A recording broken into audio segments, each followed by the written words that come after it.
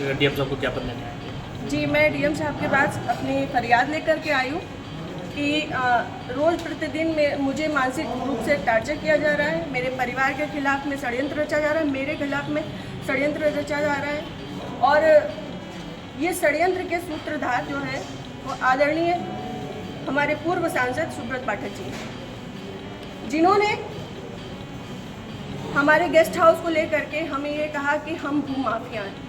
मैं आप सब लोगों को ये बात को अवगत करा देती हूँ कि हमारी जितनी भी ज़मीनें हैं 35-40 बीघे से ज़्यादा ज़मीन नहीं, और जिसमें हम मेरे खुद के नाम पे सिर्फ 3 बीघे ज़मीन है, और 3 बीघे ज़मीन वाली महिला कैसे भू माफिया हो सकती है? और 35-40 बीघे की ज़मीन में हम मेरे ससुर साहब, मेरी सासू माँ, मेरे हस्बैंड और मेरे देवर देवरानी 6 लोग आते हैं। इतनी सी ज़मीन में कैसे लोग भू माफिया हो जाते हैं? जो ये बड़ा उससे कह रहे हैं कि चपुन्ना के भू माफिया। और रही बात मेरे गेस्ट हाउस की, राधा रानी गेस्ट हाउस की, तो आज इन्हें ये पर लग रहा है कि वो हमने सरकारी भूमि में बनाया है, अवैध ज़मीन पे कब्जा किया है। तब क्यों नहीं लग रहा था जब 5 साल से उसी में दावतें खा रहे थे, भारतीय जनता पार्टी की मीटिंगें कर रहे थे, हमारा पैसा खर्च करवा रहे थे, रोज मीटिंगें हो रही थी, तब क्यों नहीं ये आपको लग रहा था? आप पूर्व सांसद के ऊपर एक आरोप लगा रहे हैं, बिल्कुल, आप भी बीजेपी के कार्यकर्ता? मैं बीजेपी की कार्यकर्ता हूँ और बीजेपी में ही काम करती हूँ शुरू से लेके लास्ट तक, जब तक मेरा जीवन मुझे अलाउ करेगा, जब तक ये कन्नौज के नेता मुझे सहज भारतीय जनता पार्टी में रहने देंगे, तब तक मैं भारतीय जनता पार्टी की ही सदस्य हूँ। पार्टी में आपने इसकी उच्च पद पे लोगों से शिकायत की है? मैंने ये इस विषय के बारे में यहाँ से लेकर प्रदेश अध्यक्ष तक को सबको सारी बातें पता है, और आज से नहीं पता है, ये पिछले 2 सालों से पता है। मेरे पिताजी, मेरे ससुर साहब, मेरे हस्बैंड, मेरे हम सब लोगों के लिए हत्या तक का मतलब षड्यंत्र रचा जा चुका है, और विगत के चुनाव के निर्णय के बाद ही रचा गया। पिछली 4 जून को रिजल्ट आया है, पिछली 3 जून को ये हमारे गांव गए थे। हमारे गांव जाकर के इन्होंने, हमारे राइवल्स हैं जो, उनके घर जाकर के इन्होंने 2 घंटे की बैठक रखी जिसमें षड्यंत्र रचा गया। और उसके बाद ही उसी दिन इनके एक प्रमुख कार्यकर्ता कहिए, चमचे कहिए, कुछ भी कहिए, वो जीतू त्रिपाठी, उन्होंने मेरे ससुर साहब को फ़ोन किया, जिसकी मैं रिकॉर्डिंग आप सबको भेजूंगी और चाहूँगी कि मीडिया में आप चलाएं। उन्होंने मेरे ससुर साहब को धमकी दी कि अगर चपुन्ना चुनाव नहीं जीता तो आपको 4 तारीख के बाद देख लिया जाएगा।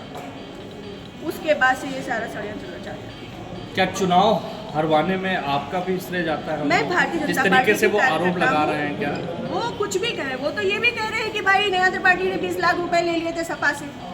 वो तो उनका मुंह है, कुछ भी कह सकते हैं।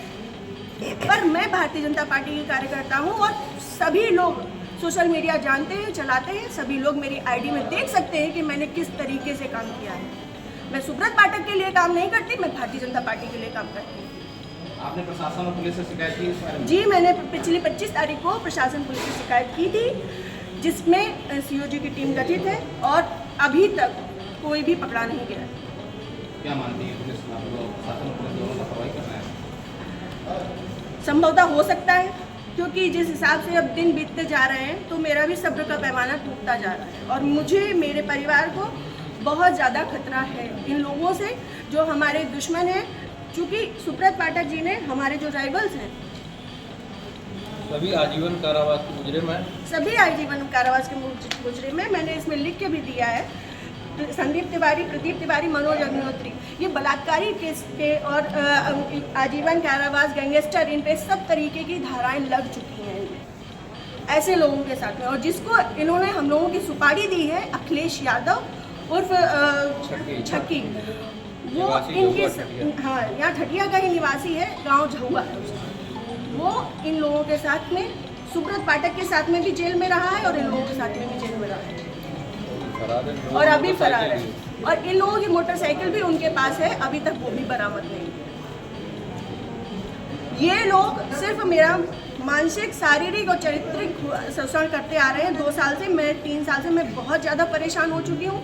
अब ये चीज़ें नहीं होंगी। आज आपने जिलाधिकारी से बातचीत की, क्या उन्होंने आश्वासन दिया? उन्होंने मुझे पूर्ण आश्वासन दिया है कि इस पे निष्पक्ष जांच होगी, क्योंकि हमारे पास रिकॉर्ड्स भी हैं, हमारे पास सबूत भी हैं और बहुत सारी चीज़ों के सबूत हैं।